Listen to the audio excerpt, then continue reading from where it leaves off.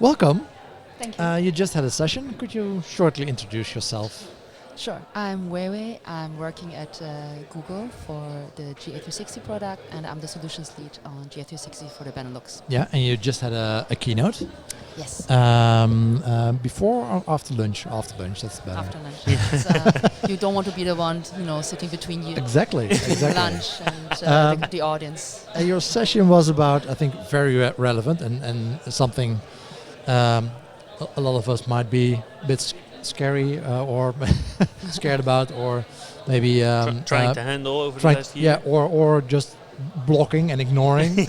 Acting on your analytics data in an increasingly cookieless world. Yes. So please tell us about that. I think I was 3 weeks ago on the Demexco, and half of the sessions actually was about cookieless world. Oh, and really? I think it's a very relevant topic right now, especially since the launch of the new ETP and ITP. So I think this is why this topic might be relevant for people and they could be interested in. So this is the reason why we chose this. Yeah. And but still, we want to still be relevant to the user, and that's Google always puts the user first. Yep. So in my keynote, I wanted to open up new ideas for what you can do still to be relevant to the user, and relevant in a way that you can still do something. And the worst would be like going back to the 80s and just have untailored messages shouting at you, right? Yeah. Well, the MOA, the organization behind the conference today, they're already 80 years old. So okay. They already existed before we had internet. I didn't know about that. No, I learned that today too. Okay. And what did it do 80 years ago? What was the vision? Well, it's marketing insights, research, and analytics. So more in general. Yeah, but so more like for magazines or for companies doing marketing in general, of course. Oh, okay. Of course, we'll have the luxury today that we have much more data. You just forget about this, that that advertising also existed offline in the 1950s, and we didn't invent A/B testing online. No. They already did that before with magazines, and I just came out of Getty was doing the session here just right now, and she's saying about how old people actually also do buy online, and that you don't wrap your head around. But her 90-year-old mother is actually ordering clothes online and tries them on, and I was like, actually, why not? Like, makes sense, right? You don't. You're not so flexible anymore. You don't so physically. So this is not a typical bucket group you think of people who are using online and going online shopping. So I was very refreshing to have the thought. Yeah, that's a great example. So today, of course, we talk about women in analytics is also a topic today, and diversity. It's a great topic again for a segment of your users that you might not think of, which might be very relevant. It's like not only closing the gender gap, but also the age gap? Gender is just one of the dimensions you can score people on, but there are a lot of, we spoke about age, when you're in e-commerce, there's probably a big difference between people that already did a purchase, already are clients, or are still exploring. We spoke to Transavia airline, trying to create a different experience for people that bought something, bought a ticket, or people that they already bought a ticket and they're leaving in 2 days. They probably want a different experience. They want to check in or something, or if physical shops are near you, there's so many ways to segment and to make sure that you have the right audience and you're not biased in any way. Exactly. Yeah, again, the relevance for the user and So back to your talk. How do we create that relevance in a more and more cookieless world? So there's I try to spot like the easy opportunities, like the low-hanging fruits. Easy solutions would be go through Google Audiences, where you have already audiences built. You can just easily select them, demographics, affinity in market. Then, of course, you can use your first-party data. So the best way to measure anyway is that you use tools which put cookies on the same domain as your own website, right? So the so-called first-party data, and they are also less affected by the changes, the legal and technical changes, than the third-party cookies. And the third one actually is about cloud solutions and what other signals you can use, which are out of the box thinking. So we had some case studies shown up there where, for example, you can use, there's a great case study which actually won also a Bronze Lion in Cannes this year, the TerraFlu tracker. So it's they used a lot of data from medical institutes. They had weather data, social data, search data, and a lot of data points. They could create basically a model which predicted in which one of the 32 different districts in Mexico the flu will break out, and show relevant ads in that region with the temperature, with the likelihood of.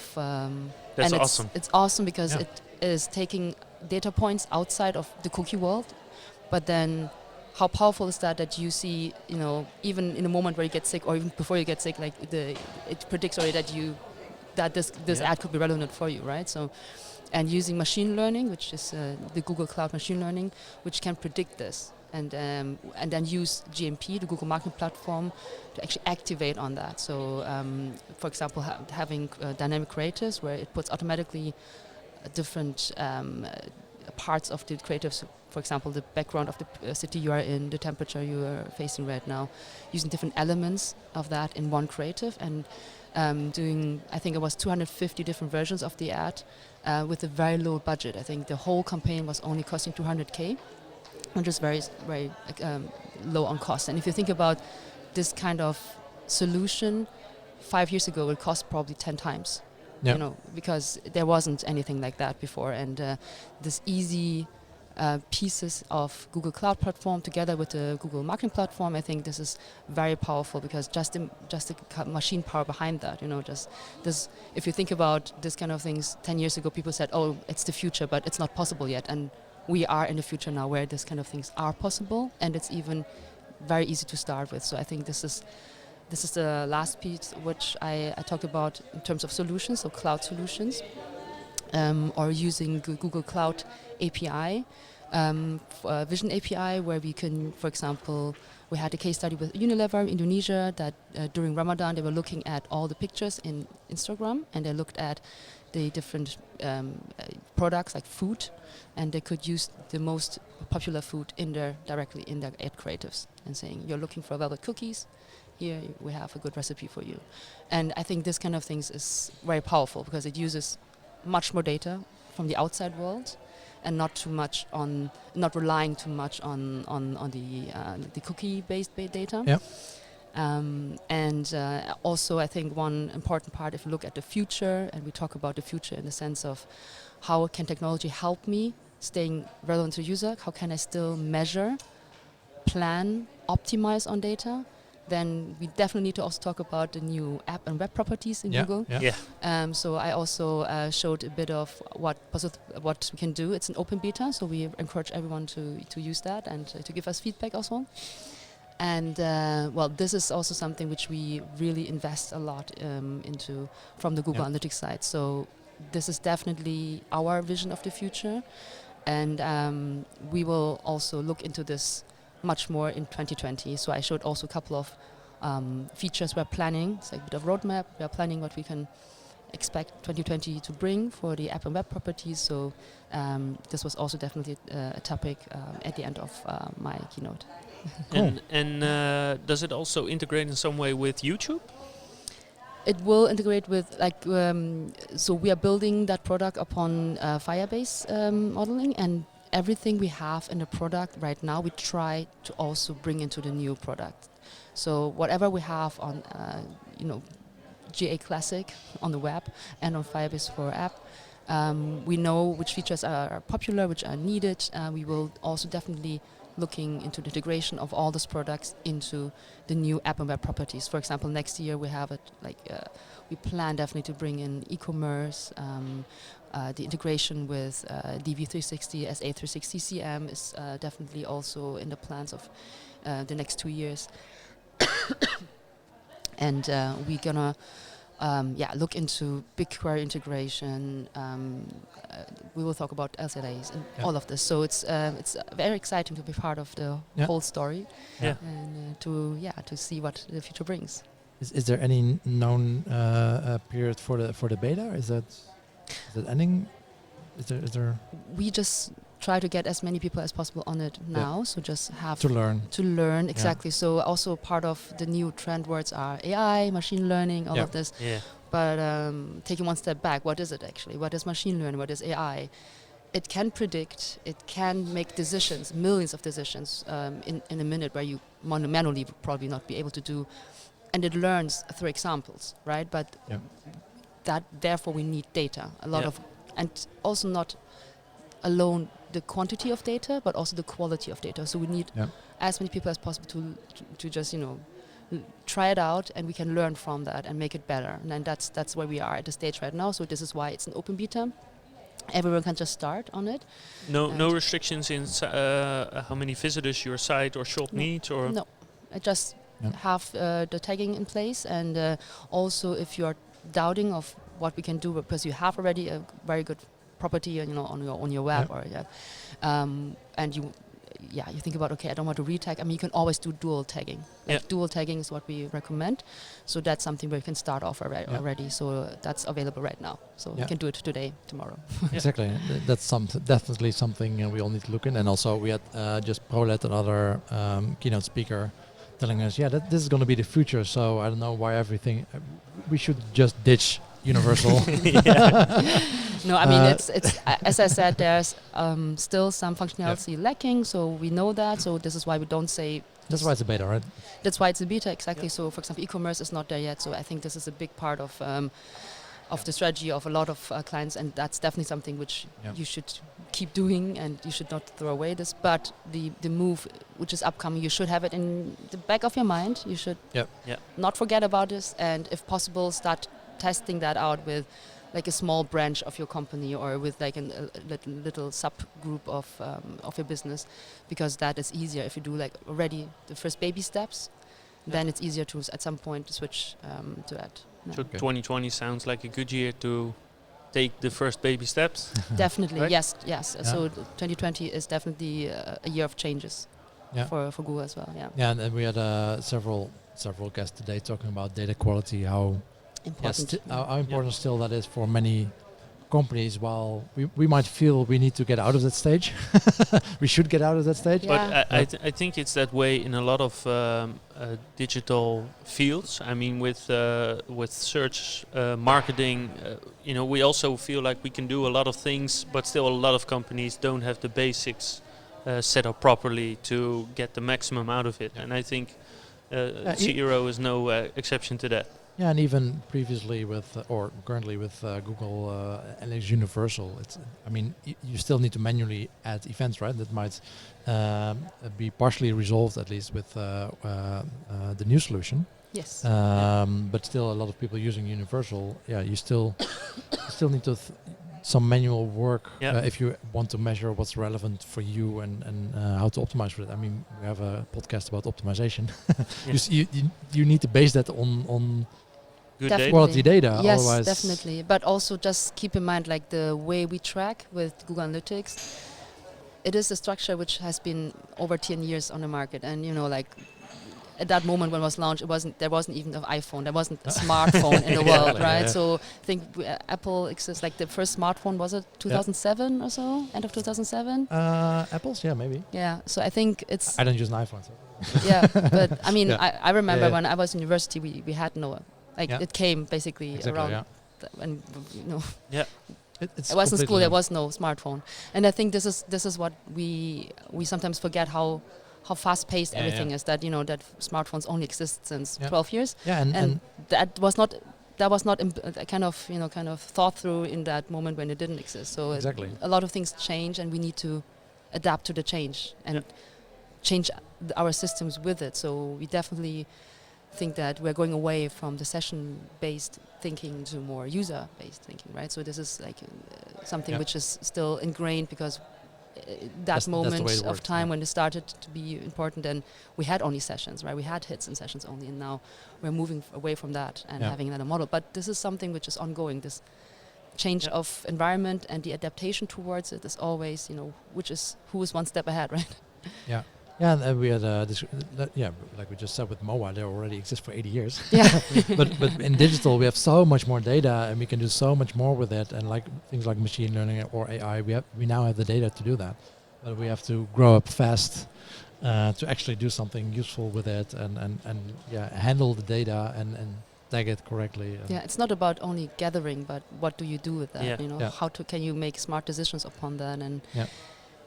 I think this is also the inspirational part, which I wanted to bring in, that just giving examples of how it can be used and how people actually use that, and maybe people go away with this inspiration and create something else for themselves. Yeah. The next step. And I'm wondering, because you described basically a campaign that cost about 200K, you said? Yeah.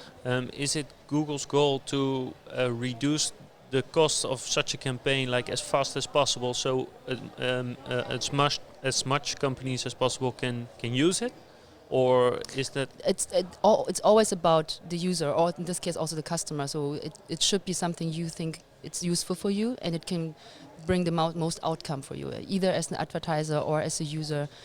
So yes, it is in the sense that you make it most profitable for your company, and you can talk to as many people about your great product you have in the best way. So reach the right person at the right time.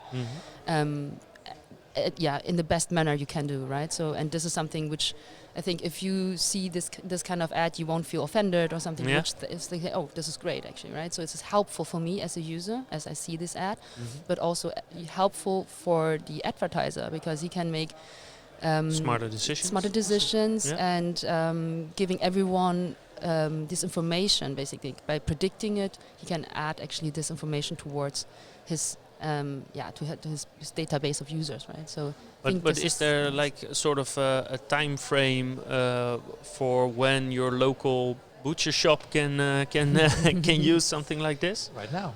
Right. Yeah. Right Well, now. in theory, right now. But I mean, when it's cost effective for them as well. Yeah. Is there sort of a time frame? Obviously, this is also individual Really decisions. New. Yeah, of course. and really new, definitely. I think in smaller countries like Netherlands, you see a lot of innovation happening already, which I think are fantastic. You have a lot of data already, which is online available for, even if I move my house, I mean, in other countries like in Germany, you would have to go to 5 different town halls to say I moved, and then you have to talk to your electricity provider, to your telephone provider, etc., etc. But in the Netherlands, I move, and it's on my DG ID, and it's actually my insurance is updated, my gas bills updated. It's like a lot of things are much more streamlined. So I feel in that moment actually this is helping me, right? Instead of when I move and I have to maybe I forget even 2 or 3 points, and then bills end up in the old address and all of this. But so if used in the right way, I think smart data can really add value to someone's life. And for me personally, I think this was very helpful to see how different countries actually manage this kind of information and how to make it in the most useful way. And I was positively surprised by the flexibility and also like how fluid this whole information flow was. So I really liked.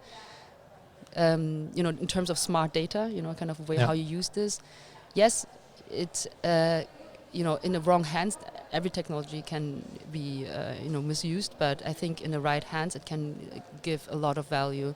And it's the same with any technology. I think I can give you a Ferrari, but if you don't learn to drive and you put that one against the tree, there's also the kind of responsibility of you in the driver's seat to learn to drive properly. That great technology, right?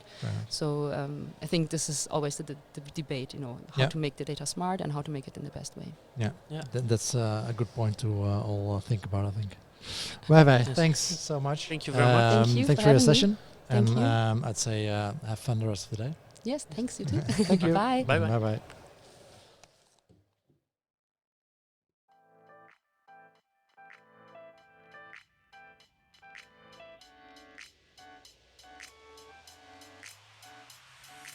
Markteffect is een full-service marktonderzoekbureau uit Eindhoven dat inmiddels 13 jaar bestaat en inmiddels 100 onderzoeksspecialisten heeft. Het bureau is in korte tijd gegroeid naar een van de grootste onderzoeksbureaus van Nederland en voert inmiddels wereldwijd marktonderzoek uit. Vandaag tijdens het Digital Marketing Congres gaan we onder andere in gesprek met Edgar de Beulen, oprichter, eigenaar en CEO van de Markteffect Research Group.